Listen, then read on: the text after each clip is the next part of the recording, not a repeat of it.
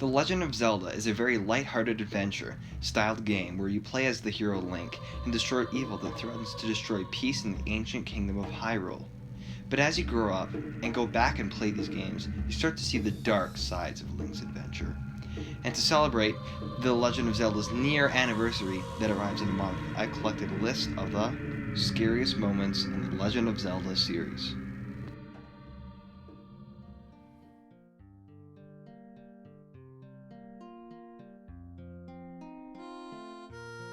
In Kakariko Village in Ocarina of Time, there's not much to the little town besides a windmill and a creepy graveyard which also is the entrance to the Shadow Temple.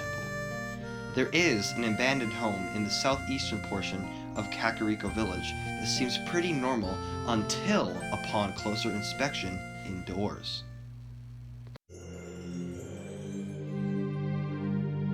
The residents once hosted a family that consisted of a father and 5 sons, who are now cursed due to their greed by spiders. The cursed father proceeds to tell Link, once he enters the creepy building, that he must kill all golden Skutalas and claim their tokens all across Hyrule to lift the spider's curse.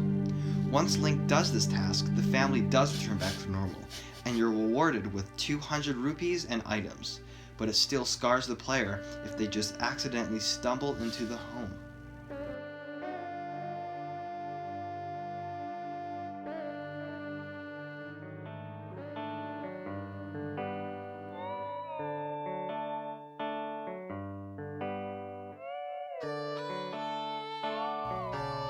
The Legend of Zelda Majora's Mask is almost not even debatable of being the most eerie Zelda game to ever hit the shelves, and plenty of quests scar the player from even the big things like the final hours of Terminal. But probably one of the most creepy quests in all of Zelda has to be the Defending Romney Ranch quest. Romney is a female Hylian that owns the ranch and asks Link to help protect Romney Ranch from an alien/ghost invasion.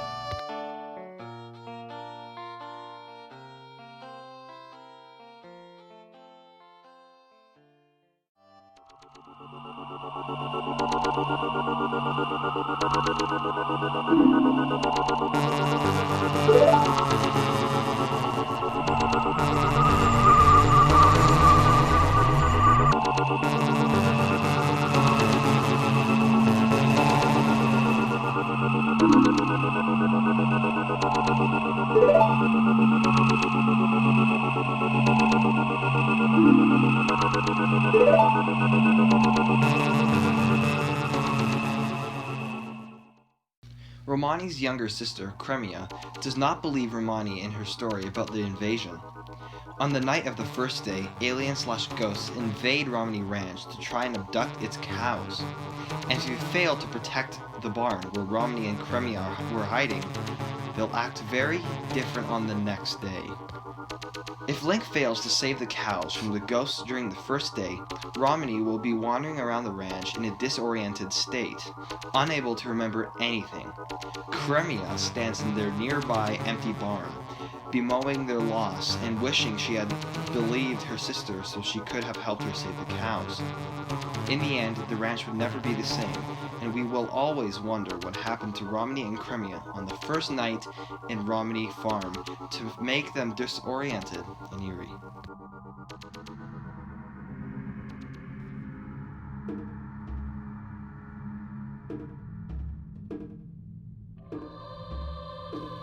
Back in Kakariko Village in Ocarina of Time, there is a graveyard that is eerie by itself that seems to get a little to no visitors and is best left forgotten by the Kakariko people. But when investigated further, and after playing the Nocturne of Shadow by Sheik, the Shadow Temple is then accessible. The Shadow Temple is possibly the most terrifying Zelda location of all time, from the music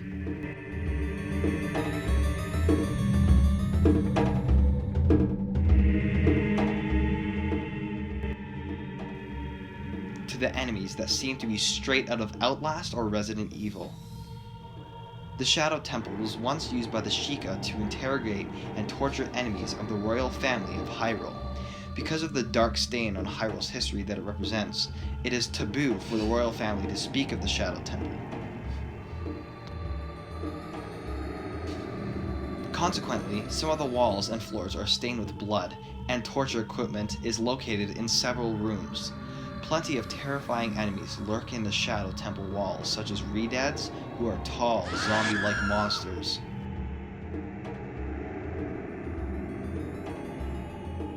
Scutawas, a tough and menacing spider, and of course, the Zelda creature that scares me the most, Dead Hands, terrifying, eerie, and nightmare-fuel type creatures that look like they were created by Daniel Myrick from the Blair Witch Project. This Zelda location will always be something from nightmares.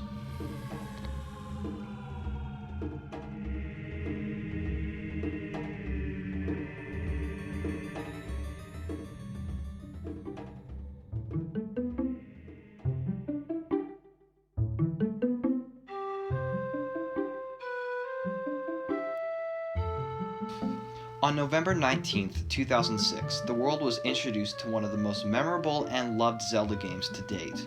And that game, of course, is The Legend of Zelda Twilight Princess on the Wii, and later released down on the line to the GameCube during December of that same year.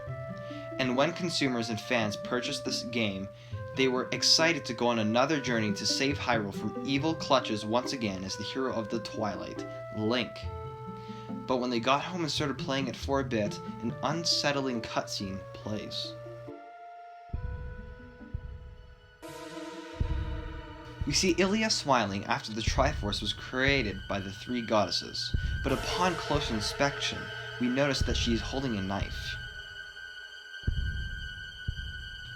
And then her eyes roll to the back of her head and lock into place as she seemingly attempts to assassinate Link.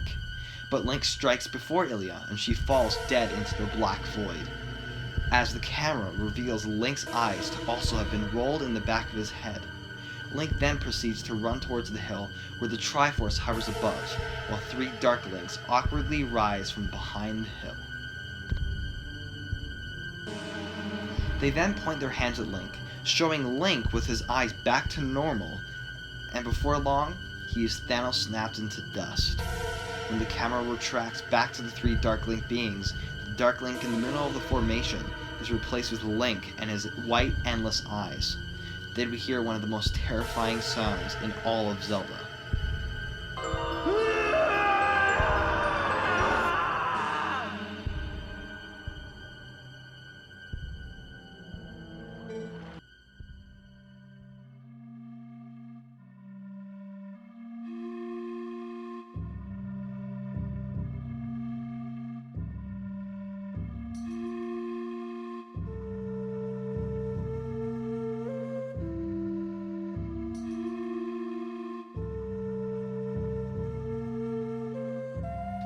The Legend of Zelda Majora's Mask is probably one of the most, if not the most, scariest game Nintendo has ever made. But Twilight Princess is also terrifying, almost like Majora's Mask in a way. One of the most scary moments in the game, at least for me, has to be Blizetta's cutscene before the boss fight. When Link opens the door, Blizetta follows harmlessly behind Link and gets inside before him, saying, "Thank you. You, come inside." And then the cutscene starts.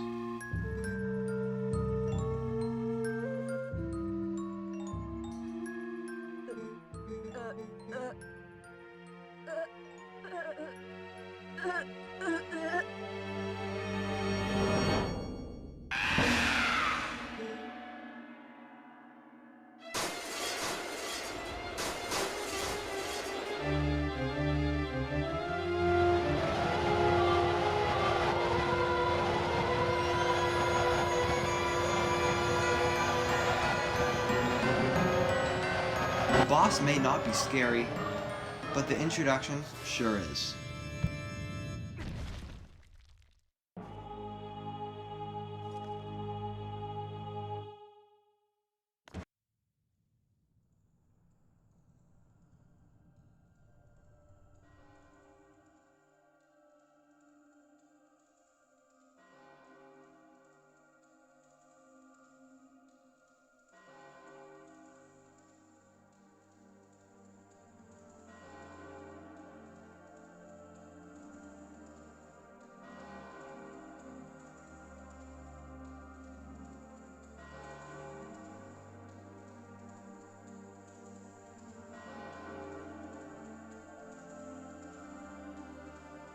Majora's Mask's main location is Clocktown. Clocktown is a peaceful yet paranoid town, since the large moon created by Majora threatens to crash into Clocktown, destroying Termina. The citizens of Clocktown seem happy and playful on the first day, but as the days progress, the people get more anxious and terrified of the fate that is set out for them. Even guards are terrified to even stand still at their posts, and people are frantically waiting as the moon ever so slightly moves closer to Termina by seconds. Although Link can rewind time back to the first day, it still makes the player anxious and terrified of the impending doom that is falling from the sky. People are told to evacuate by the nervous guards to Romney Ranch in an attempt to leave the danger that the moon imposed to Termina. While more citizens realize that even Romney Ranch isn't safe, which it of course isn't, but some Clocktown residents decide to stay in Clocktown, and Muto, a carpenter leader, calls fleeing residents cowards for even evacuating. Even the music changes from being a lighthearted, catchy tune